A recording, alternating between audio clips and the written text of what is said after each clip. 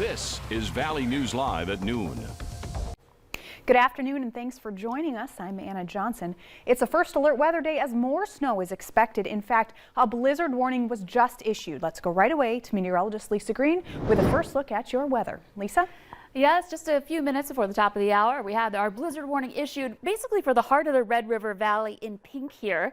It includes Devil's Lake, back over to Grand Forks, down through Fargo-Moorhead, Fergus Falls on the edge of this, down towards Sisseton as well. Included in this blizzard warning, it's a staggered start time this afternoon and into this evening. We're looking at this being in effect until 9 o'clock tomorrow morning. So that gives you an idea of when we may see some of our toughest conditions with this storm system. Again, it is going to be a snow producer, but it's that wind that will combine with some falling snow and snow we already have on the ground to lead to whiteout conditions here heading into tonight. On either side of this, we have a winter weather advisory in effect as well for the snow and wind that'll be impacting us. And some of us have already seen some flakes to start off today. We continue that up in the Northern Valley this afternoon and continuing down toward the James River Valley, already seeing that light snow activity going on. Overall, looking pretty light at this point, not getting much for accumulation, but it's this area over toward Minot that's just now starting to approach our northwestern counties where we're looking at the potential for that accumulating snow heading into this afternoon. So getting ready to start up for us here right now. Wind gusts not too strong as of yet. We do have a couple of gusts into the upper 20s, Roseau and Thief River Falls out of the northeast.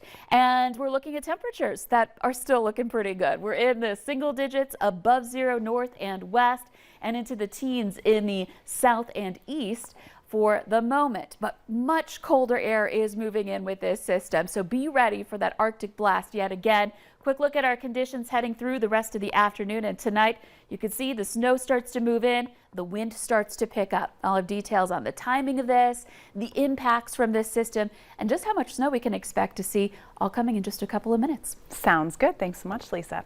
Well, as the winter weather continues, make sure that you do have the Valley News Live Storm Team weather app so you can keep up with the weather anytime, anywhere. You'll get the latest forecasts and conditions so you can plan your day.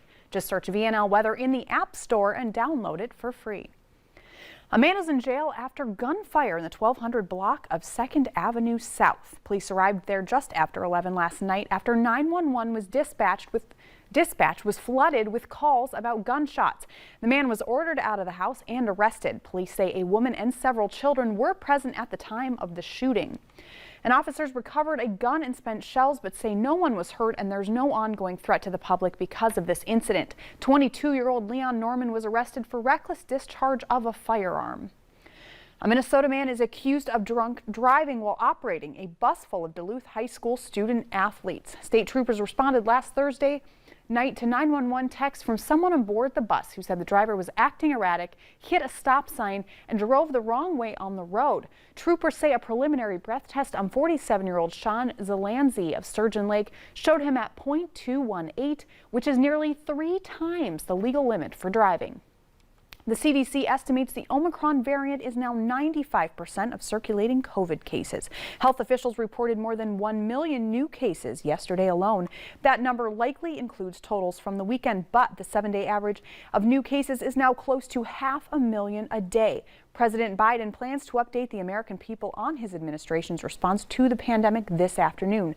Wendy Gillette has more on that, plus why people don't have to wait that long to get their Pfizer COVID vaccine boosters. Hospital beds are filling up at Cook Children's Medical Center in Fort Worth, Texas.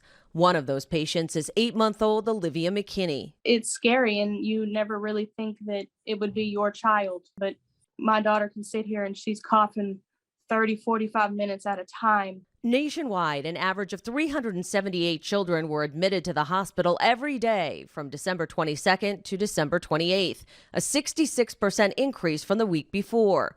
With cases surging, the Los Angeles School District is requiring all students and staff to show proof of a negative test before returning to class next week. So many people we know have gotten it recently. There's confusion over which test is the most accurate. One epidemiologist tells CBS News rapid antigen tests are what's needed to stop the spread.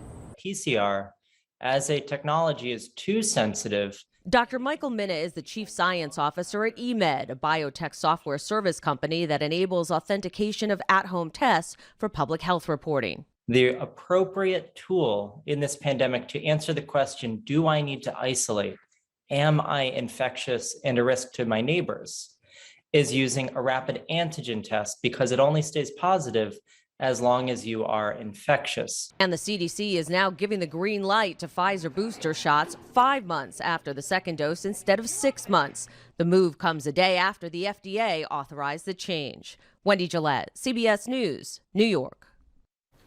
The CDC is also now recommending booster shots for certain immunocompromised children ages 5 to 11. The agency still has to decide whether to authorize boosters for all children ages 12 to 15. Meanwhile, Governor Tim Walz says COVID cases will most likely race through Minnesota's public schools in the next week now that students are back in class. Governor Walz noted that modeling by the Mayo Clinic predicts a spike peaking around the third week of January. Officials say Minnesota's blood bank donations are at a 10-year low. Red Cross says the region blood donations are down 10%. Red Cross also says that many people are not donating because they're worried about their own health during the pandemic. Senator Amy Klobuchar also says that donations tend to drop during the holidays. The North Dakota Tax Commissioner's Office is revamping its website to make it easier to use. It has improved the site's layout, functionality, and design. The launch of the new website coincides with the release of the 2021 state income tax booklets, income tax forms, and 2022 tax withholding tables. Coffee waste is being turned to all sorts of things, but straight ahead at noon, what scientists are now brewing up. But next, Lisa is back with your weather to go over the next round of First Alert Weather Days.